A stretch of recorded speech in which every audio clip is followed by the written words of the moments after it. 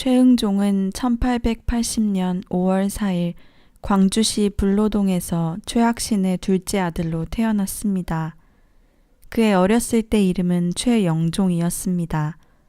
6살 때 어머니를 잃은 영종은 호랑이라는 별명을 가진 무서운 새어머니 밑에서 자랐습니다. 아버지와 새어머니 사이에는 이복동생 영욱이 있었는데 새어머니는 영종을 야단칠 때마다 이복동생 영욱과 비교했습니다.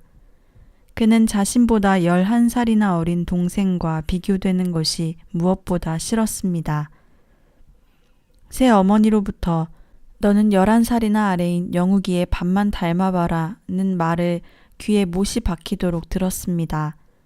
영종은 새어머니로부터 꾸지람을 들을수록 자꾸만 비뚤어지기 시작하였습니다.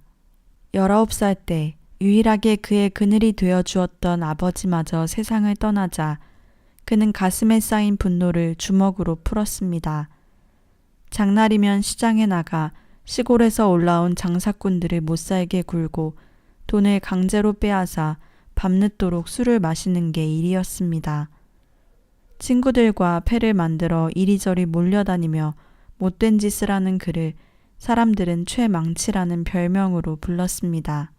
21살이 되자 새어머니는 얼굴 한번 마주보지 못한 새색시를 맞아 혼인을 시켰습니다. 그는 가정이 생기자 주먹을 쓰지 않고 처자식을 먹여 살릴 수만 있다면 무슨 일이라도 하고 싶었습니다. 한편 많은 선교사들이 조선에 들어오면서 광주 양림동사는 기독교 복음의 터전이 되고 있었습니다. 벨, 오원 선교사 등의 입성을 계기로 양림동 동산에 선교사들의 집을 짓기 시작했습니다. 당시 마땅한 일자리가 없어 빈둥대던 청년들은 양림동산에서 하루 종일 집 짓는 일을 했습니다. 대부분의 한국 사람들은 서양 사람들을 싫어했기에 마을 사람들의 불만은 이만저만이 아니었습니다. 선교사들은 틈틈이 마을에 내려와 사람들을 붙잡고 설교하였습니다.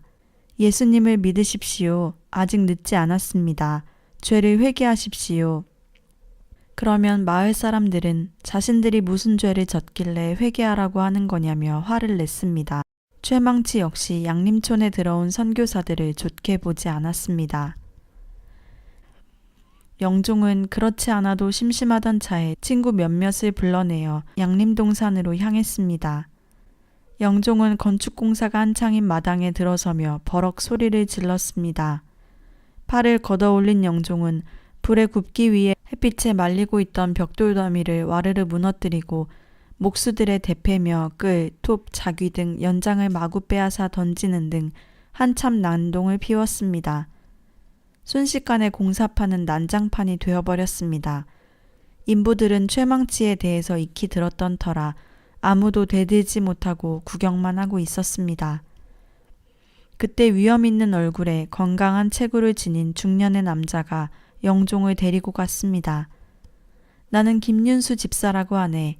지금 마을 사람들의 불만을 잘 알고 있네.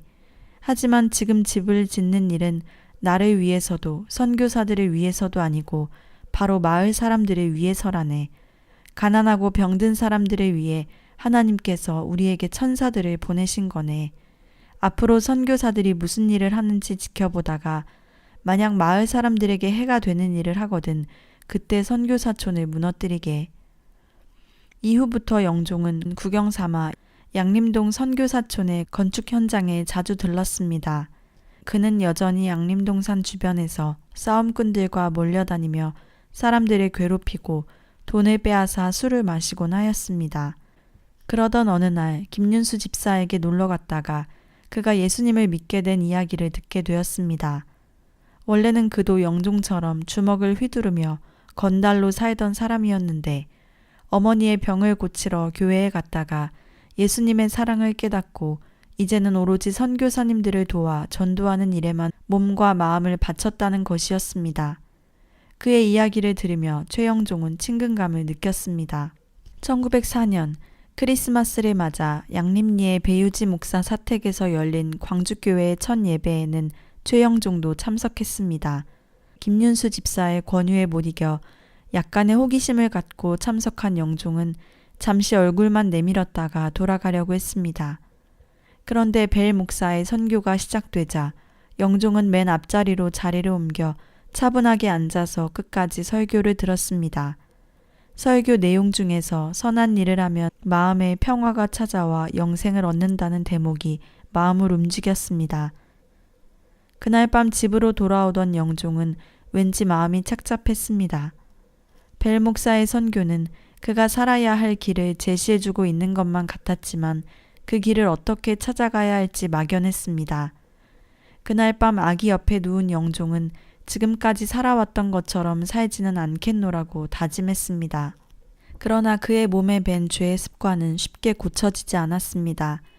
그날도 그는 시장에서 만난 한 장사꾼을 두들겨 팬 다음 돈을 빼앗고 그 돈으로 코가 비뚤어지도록 술을 마셨습니다. 집으로 돌아오는 길에 영종은 깊은 시름의 나락으로 빠져들었습니다. 나는 누구인가? 왜 이렇게 살아야만 하는가? 이렇게 남에게 피해나 주면서 벌레처럼 살다가 그냥 죽게 되는 것은 아닌가? 그는 갑자기 지난번에 설교를 들었던 것이 생각나 벨 선교사를 찾아갔습니다. 한참을 망설이던 영종이 입을 열었습니다. 목사님, 장차 저는 어떻게 살아야 합니까? 저는 아시다시피 못된 깡패입니다. 저 같은 인간이 무엇을 할 수 있을까요? 잠자코 이야기를 듣고 있던 벨 목사는 책상에서 성경을 가지고 와서 그에게 읽어주었습니다. 수고하고 무거운 짐을 진 자들아 다 내게로 오라. 내가 너희를 쉬게 하리라. 나는 마음이 온유하고 겸손하니 나의 멍에를 메고 내게 배우라. 그리하면 너희 마음이 쉼을 얻으리라. 영종이 다급한 목소리로 물었습니다. 개같이 살아온 저 같은 사람도 구원을 받을 수 있을까요? 저도 김윤수 집사님 같은 사람이 될 수 있을까요? 물론이지요. 예수님 안으로 들어오시면 마음이 편안해지고 모든 고통이 사라집니다. 하지만 그것은 저를 잘 몰라서 하시는 말씀입니다. 평생 남을 괴롭히기만 한 제가 어떻게 남을 사랑할 수 있겠습니까? 기독교가 우리에게 주는 가장 귀한 메시지 중에 하나가 바로 당신은 완전히 변해서 새로운 삶을 살아갈 것이라는 말입니다. 자, 우리 계속 성경을 읽읍시다. 벨 목사는 성경을 읽으며 그에게 차근차근 설명해 주었습니다. 최영종의 마음도 조금씩 열리더니 갑자기 뜨거운 기운이 목구멍을 타고 솟구쳐 올랐습니다. 오랫동안 무거운 바위덩어리에 짓눌려 있었던 것 같은 답답함이 사라지고 가슴 밑바닥으로부터 기쁨이 치솟아 오르는 것을 느꼈습니다. 집으로 돌아온 영종은 기도하였습니다. 하나님, 지금까지의 모든 잘못을 용서해 주시기만 한다면 앞으로는 보람있고 떳떳하게 살겠습니다. 영종은 이제껏 살아오면서 세상이 이토록 아름답다고 느낀 적이 없었습니다. 그는 하나님을 믿고 따르기로 결심하였습니다. 다음 날부터 영종은 벨 목사가 준 성경책을 읽기 시작했습니다. 그는 온종일 방 안에만 붙박혀 꼬박 엿새 동안 성경책을 읽었습니다. 이제 그는 허랑방탕한 건달 생활을 청산하고 오로지 하나님의 말씀을 믿고 실천하기 위해 매일 양림동산 선교사촌에 출근하다시피 하였습니다. 그러던 어느 날 동생 영욱이 그에게 찾아와 형님, 언제까지 이렇게 사실 거요? 주님 말씀 믿고 사는 건 좋지만 가장으로서 식솔건사는 해야지요. 언제까지나 어머니 그늘 밑에서 살 수는 없지 않나요? 하는 것이었습니다. 영종은 고민에 빠졌습니다. 당시는 일사조약 체결로 세상이 시끄러웠습니다. 각 지방에서 항일 을병이 일어나 을사조약 철회를 요구했습니다. 이런 와중에 영종은 광주 경무청의 순검이 되어 을병 잡는 일을 하고자 하였습니다. 벨 목사님과 김윤수 집사에게 찾아가서 자신의 뜻을 말했습니다. 많은 사람들이 손가락질하는 순검을 왜 하냐며 말렸습니다. 그러나 영종은 이것 말고는 먹고 살 길이 없다며 순검이 되고자 하는 결단을 굳혔습니다. 영종은 순검이 되어 선배들을 따라다니며 일을 돕거나 특별하게 하는 일 없이 경무청 부근을 어슬렁거리며 하루를 보냈습니다. 그가 순검이 된 것은 을병을 때려잡기 위한 것은 아니었습니다. 그는 다만 난세를 맞아 무엇이라도 해보고 싶었던 것이었습니다. 그는 마음속에 하나님의 말씀을 새기고 있다면 어떤 경우에도 떳떳하게 행동할 수 있으리라 믿었습니다.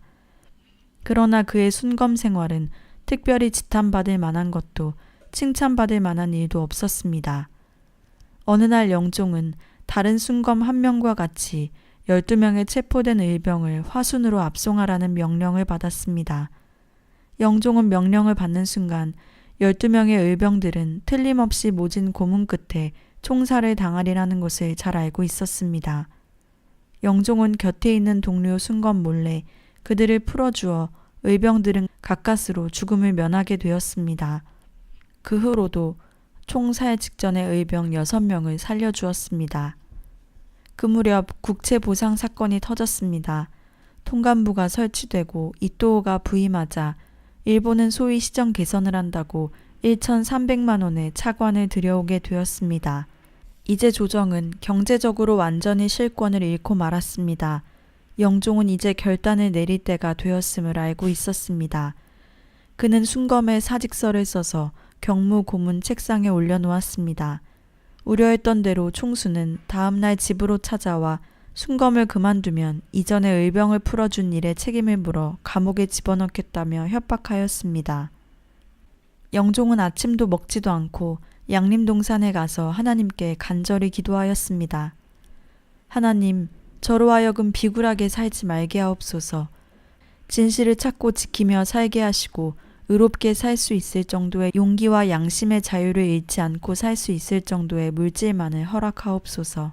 그는 비굴하고 욕된 인생을 길게 살다 가는 것보다는 짧더라도 떳떳하고 진실되게 하나님 앞에서 욕심 없이 살다 가는 것이 더욱 아름다운 삶이라는 생각이 들었습니다.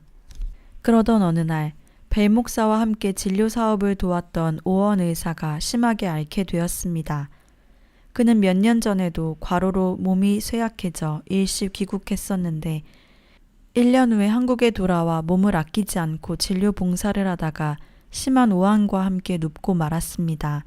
그래서 광주 선교병원을 맡고 있던 윌슨은 목포에 있는 포사이트 의사를 급히 광주로 오도록 하여 최영종과 김윤수 집사가 함께 마중을 나가게 되었습니다. 북풍이 몰아치고 눈보라가 사정없이 얼굴을 때리는 추운 겨울날 아침이었습니다. 포사이트 선교사는 한때 쿠바에서 선교 활동을 했던 분으로 얼마 전 전주에서 환자를 치료해주고 있는데 의병이 들이닥쳐서 일본 사람으로 잘못 알고 오른쪽 귀가 잘려진 일도 있었습니다. 산모퉁이를 돌아서자 멀리 들길 위해 나귀를 타고 오는 포사이트의 모습이 보였습니다. 가까이 오자 김윤수의 말대로 그의 오른쪽 귀가 보이지 않았습니다. 김윤수 집사는 포사이트 선교사에게 영종을 소개시켰습니다.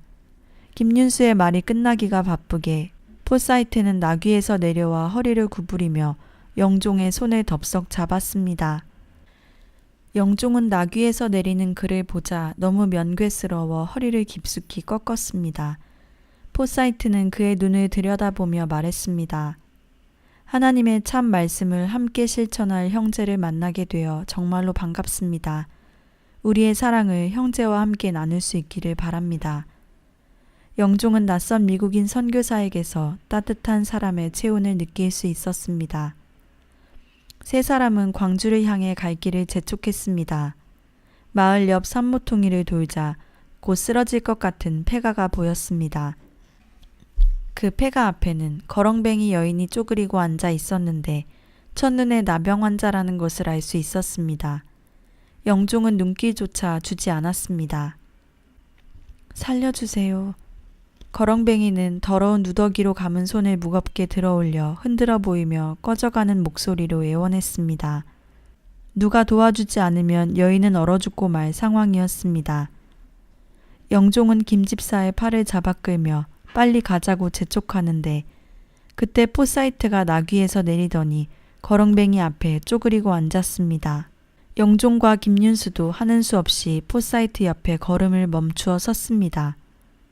양복에 모자까지 쓰고 정장을 차려입은 포사이트는 두 손을 벌려 눈 위에 짚을 얇게 깔고 앉아 떨고 있는 나병 환자의 팔을 잡았습니다. 자매여, 내 외투를 입으십시오.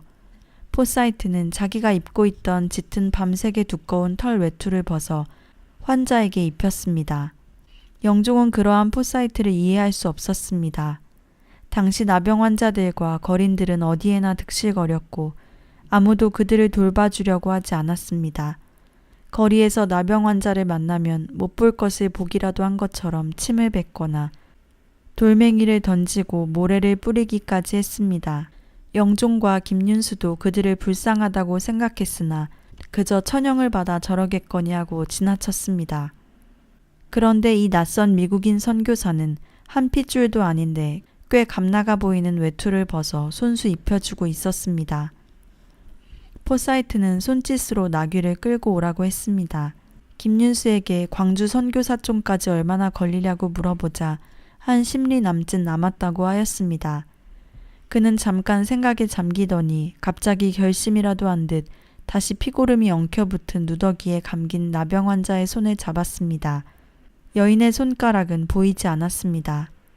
자매여, 나귀 등에 오르십시오.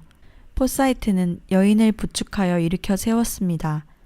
여인의 머리는 몇 달 동안 감지도 빗지도 않았는지 쑥대밭처럼 엉클어져 있었고 몸에서는 역겨운 고린내가 심하게 풍겼습니다. 포사이트의 부축을 받고 일어설 때 거칠게 불어온 바람이 머리에 뒤집어 쓴 누더기를 펄럭이게 한 순간 얼핏 본 여인은 코와 귀, 볼은 형체를 알아볼 수 없을 정도로 심하게 문드러져 흉측한 얼굴을 하고 있었습니다. 자, 자매는 우리와 함께 가는 것입니다. 포사이트는 나환자를 두 팔로 번쩍 안아 올려 나귀 등에 태웠습니다. 이 광경을 지켜보던 영종은 다시 한번 놀랐습니다. 외투를 벗어준 것은 그럴 수 있다고 쳐도 문드러진 나환자를 온몸으로 안아 올려 나귀에 태우는 것은 도저히 이해할 수가 없었습니다. 나환자를 나귀에 태운 포사이트는 스스로 고삐를 잡고 견마잡이가 되어 끌었습니다. 그때 불안한 자세로 나귀의 등에 타고 있던 여인은 피구름이 말라붙은 누더기에 감긴 손끝으로 자신의 지팡이를 가리켰습니다. 그때 포사이트는 순간 영종을 바라보며 말했습니다. 형제여, 저 지팡이를 집어서 나귀 등에 올라타 있는 이 불쌍한 병자에게 주시오. 포사이트는 영종에게 말했습니다. 영종은 꼼짝 않고 그대로 서서 포사이트를 바라보고만 있었습니다. 김윤수가 대신 지팡이를 집어주려 하자 포사이트는 말했습니다. 아닙니다. 미스터 최가 집어주십시오. 포사이트의 재촉에도 영종은 여전히 발이 땅에 얼어붙은 것처럼 꼼짝하지 않았습니다. 손으로 그것을 짚는다면 틀림없이 나병에 옮을 것만 같아 손을 대지 않고 건네줄 방법이 없을까 생각하였습니다. 김윤수에게 손수건이 있냐고 묻자 고개를 저었습니다. 갈 길이 바쁩니다, 미스터 최. 무엇을 망설입니까? 어서 지팡이를 집어주십시오. 재촉하는 포사이트의 말에 영종은 결심했습니다. 피가 다른 외국 사람도 자기 외투를 벗어주고 안아서 나귀 등에 태우는데 자신이 지팡이 하나쯤 집어주지 않는다면 무슨 신앙인이라 말할 수 있겠느냐 싶은 생각에 지팡이를 집어들어 그 환자에게 전해주었습니다. 이렇게 하여 그들은 광주로 향했습니다. 서양 사람이 얼굴이 문드러지는 여자 나병 환자를 나귀에 태운 모습은 진귀한 구경거리가 되었습니다.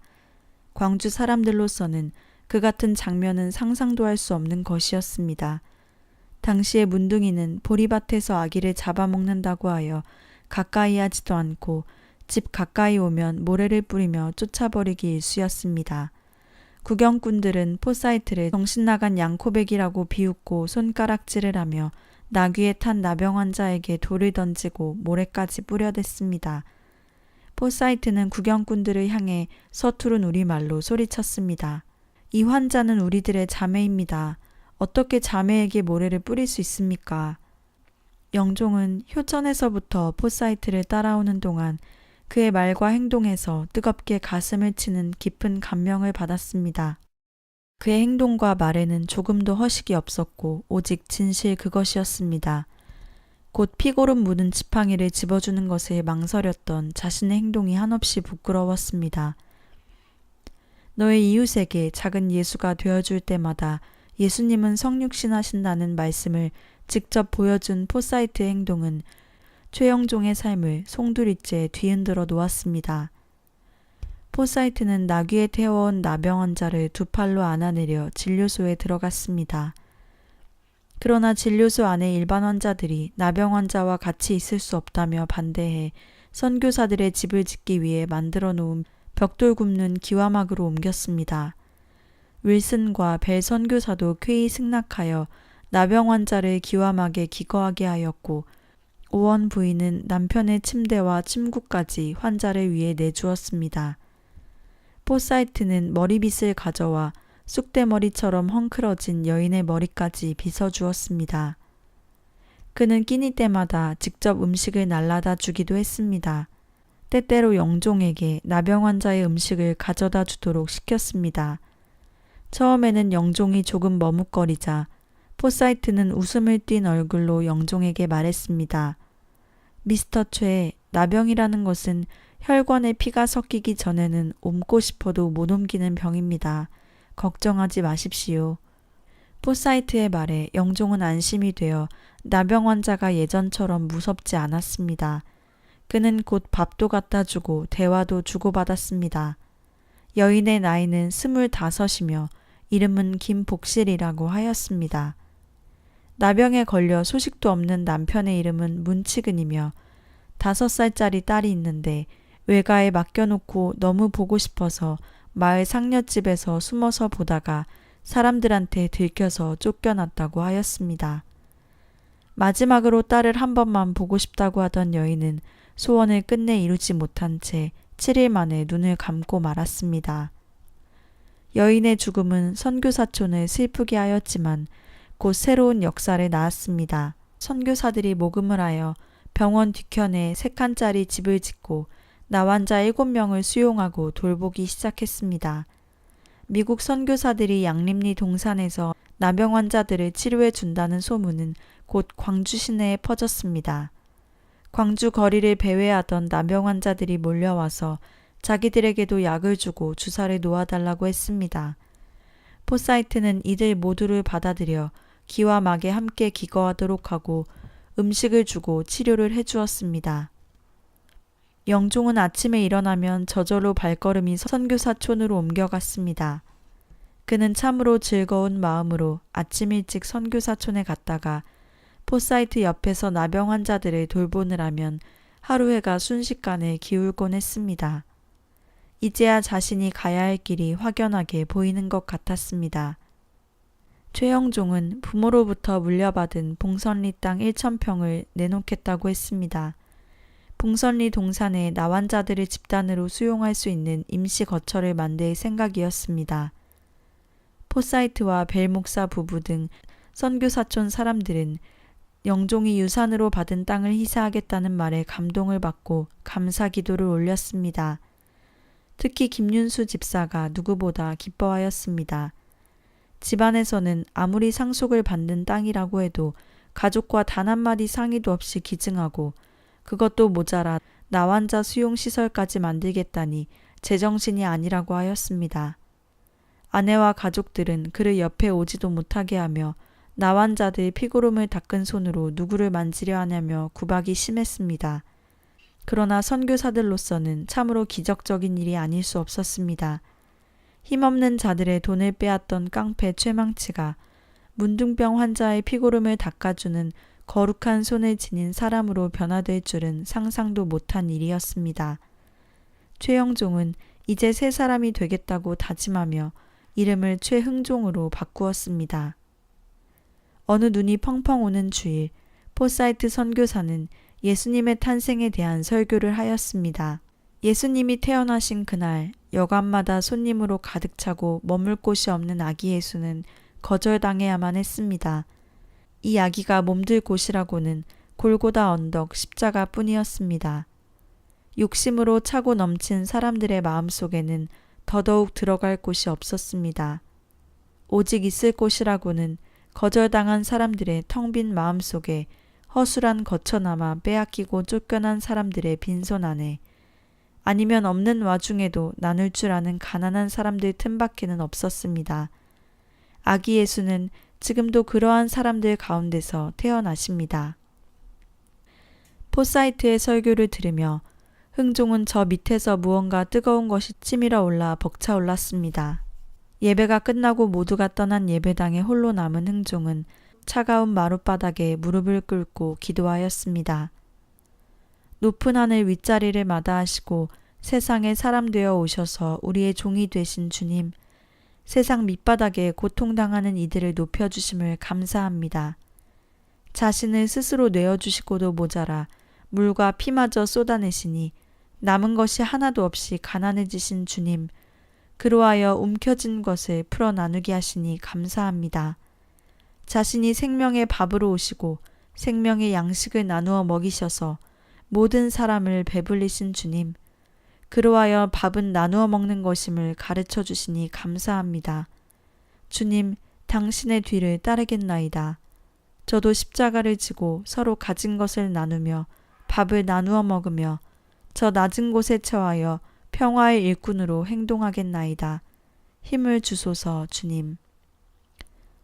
자신도 모르게 입에서 기도의 말이 술술 흘러나왔습니다. 기도한 것은 자신이 아닌 누군가가 그의 몸속에서 한 것 같았습니다. 1907년 벨 목사로부터 북문안 교회 최초 세례식에서 세례를 받았습니다. 흥종은 뜨거운 마음으로 성부, 성자, 성령을 받아들였으며 앞으로는 자신보다 작은 예수의 삶을 살리라 결심했습니다. 1년 뒤 집사 직분도 받았습니다. 그러던 어느 날 포사이트가 흥종을 불렀습니다. 내가 목포에서 처음 광주로 올 때를 기억하고 있겠지요? 나는 그때 미스터 최에게 일부러 나환자의 지팡이를 주워달라고 했습니다. 미스터 최가 지팡이를 집어준 순간 나는 하나님께 다짐했습니다. 앞으로 미스터 최를 친형제처럼 생각하고 함께 좋은 일을 하겠다고 말입니다. 최흥종은 존경하는 포사이트 선교사가 시키는 대로 무엇이든지 하겠다고 흔쾌히 대답했습니다. 포사이트는 그를 데리고 제중원으로 갔습니다. 제중원 앞에는 수많은 나환자들이 끝이 보이지 않을 정도로 질비하게 누워 있었습니다. 더러운 누더기로 몸을 감싼 그들은 사람의 모습이 아니었습니다.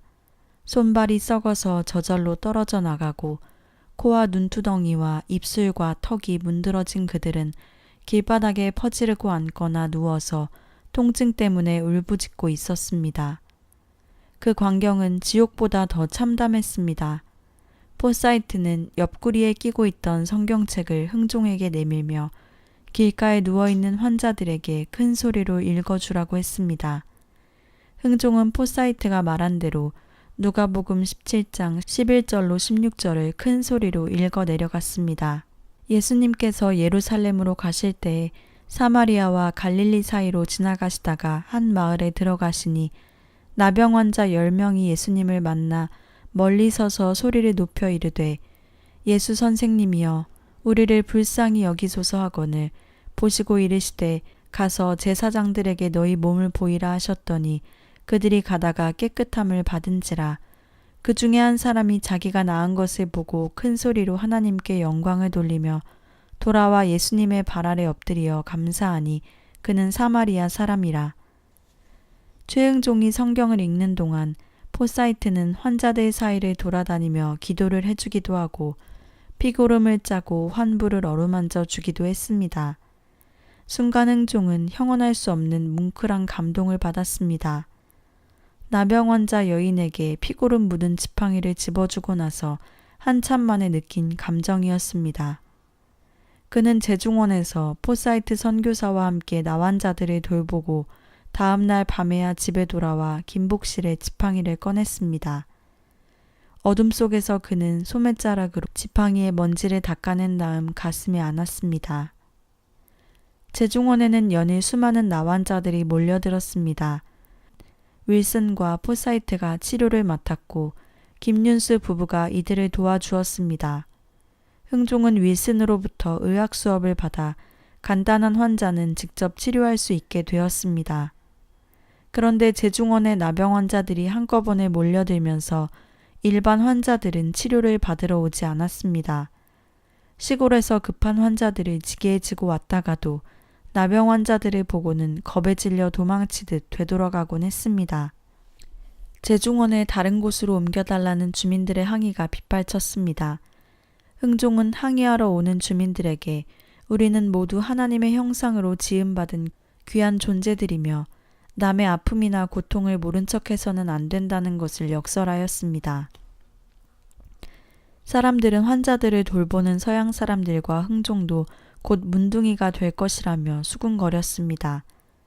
아내까지도 흥종이 가까이 오는 것을 한사코 싫어했습니다. 새 어머니와 형제들로부터도 따돌림을 당했습니다. 아무도 그를 이해해주지 않았습니다. 그러나 그는 개의치 않고 그럴수록 더욱 병원에서 환자들과 함께했습니다.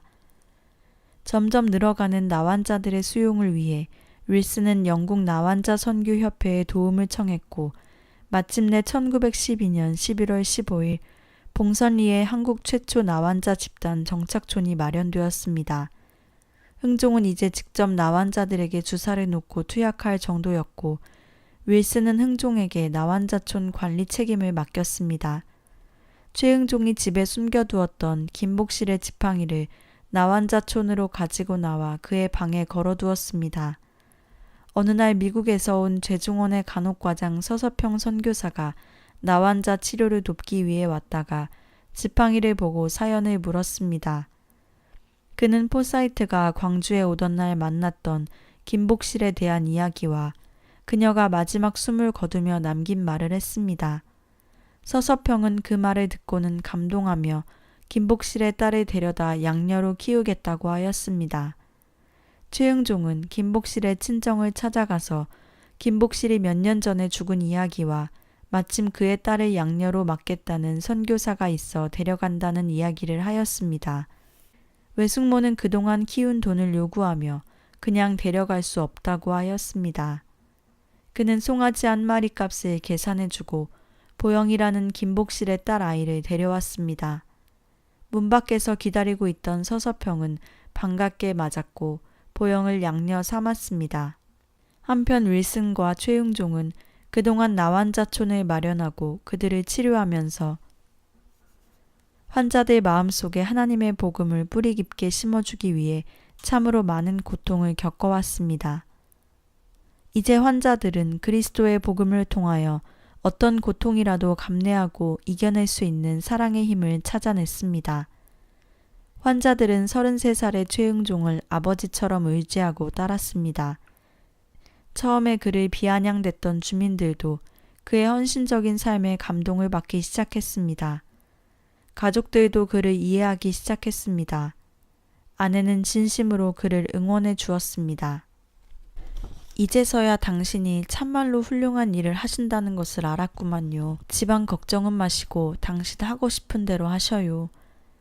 새 어머니도 며칠 전 그가 나환자 수용시설에서 밤을 새고 들어오는 것을 보고는 봉사도 좋지만 잠은 집에 들어와서 자도록 하소 라고 부드럽게 말했습니다. 1911년 5월 이승만 박사가 광주에 왔습니다. 이 즈음 최흥종 집사는 나날이 정신없이 바쁜 일과 속에 묻혀 살았습니다. 주말이면 양림리 교회에 가서 교회 일을 받들고 주중이면 나환자촌의 각종 시설 보수 공사를 비롯하여 환자 치료와 면담 등으로 눈코 뜰 새 없었습니다. 그러나 바쁜 일과 속에서도 이승만 박사의 강연을 놓치지 않았습니다. 이승만은 남대리 선교사 집에 모인 청년들에게 광주에도 YMCA를 만들어 청년들이 주축이 되어 나라와 민족을 위해 일해야 한다고 힘주어 말했습니다. 모두들 이승만 박사의 말에 크게 공감했습니다. 최흥종은 1912년 8월 양림리 교회에서 거행된 광주 최초의 임직식을 통해 김윤수 집사와 함께 광주 북문안교회의 초대 장로가 되었습니다. 당시 북문안교회에는 흥종을 비롯한 믿음이 강하고 헌신적인 교회 지도자들이 많았습니다. 이 교회에는 500여 명의 교인들과 함께 애국지사들이 모인 이 교회에서는 구국운동의 대열에 앞장을 섰고 훗날 3.1운동 때도 주도적인 역할을 했습니다. 당시 일본은 한국을 강압적으로 합병한 이래로 제일 먼저 황해도에 천주교 민족주의자들을 소탕하는 안학사건을 일으켰으며 곧바로 평안도에 개신교 민족주의자들을 제거하는 배고인 사건을 일으켰습니다. 이승훈을 비롯한 김구, 윤치호 등 600여 명의 애국지사들이 체포되고 105명에게 징역이 언도되었습니다. 기독교인 지도자들을 탄압함으로써 사회 저변으로부터 반대의 목소리를 잠재운 일본은 곧바로 전국의 토지 조사를 실시하여 수많은 사람들의 토지를 빼앗았습니다. 이때 흥종은 1896년 일본인 장교를 죽이고 전라남도 보성에 잠시 숨어 지내던 김구 선생이 중국을 무대로 독립운동을 하고 있다는 소문을 들었습니다.